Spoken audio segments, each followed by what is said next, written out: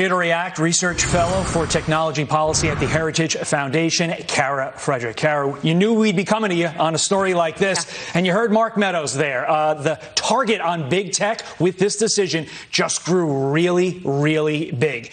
Does big tech just not care? They do care, and this was sort of their attempt to, like I said on your station the other day, to pass the buck to an august board of professors and thinkers who would really make the right decision, but they passed it right back to them. So that was their indication that they cared, but nothing really changed. The ban was upheld, and I think Republicans are rightfully outraged here. This is yet another demonstration of the raw power of these companies. They are as powerful, sometimes more, than governments, than nation states. And the clear message that both the Oversight Board sent and Facebook back in January sends to the average American is that if they can deplatform and suppress a sitting president of the United States, they can just as easily do it to you. Yeah, so the decision yesterday was sort of a lack of decision. They're giving Facebook 6 months to decide whether President Trump should be permanently banned from the platform or not. And Republicans are up in arms. And Louisiana Senator John Kennedy was on our air yesterday, and he suggested regulating social media platforms like a utility, water, phone, gas, because he says that those companies, if you say something over the phone that Democrats don't like, you can't take away their ability to call somebody. So how do you feel about that solution? So I think that you can never go wrong if you listen to what the best Supreme Court Justice, Clarence Thomas, says about these issues. And he's indicated that maybe some narrow clarifying reforms to things like the Section 230 of the Communications Decency Act from 1996, maybe something like that could be in the works, could be justified.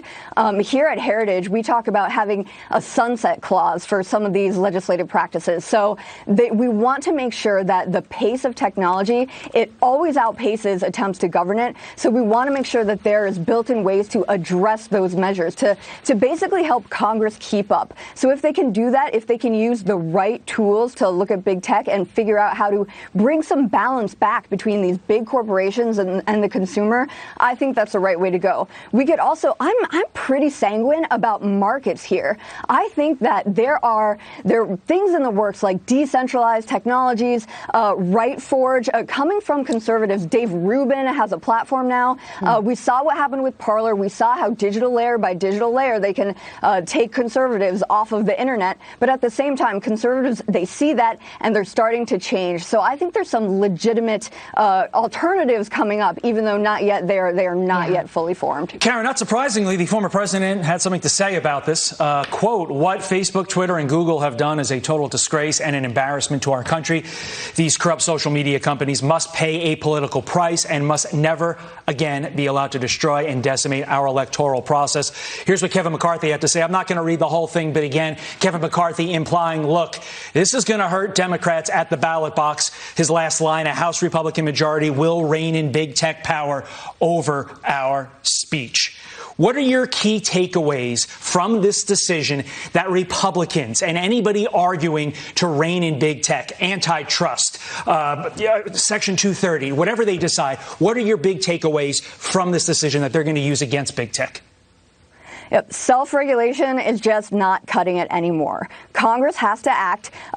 Regular citizens, civil society, people developing these new technologies, they have to act as well. States have to act. These are the little beds of experimentation. Let's do it. People need to act because the tech companies are not going to stand up for free expression. They're just not going to do it. So we've got to look elsewhere. Yeah, well, you mentioned Republican alternative platforms. Former President Trump sort of started one a little bit this week. So we'll be following that. And Kara, thank you so much for your insight. We appreciate it.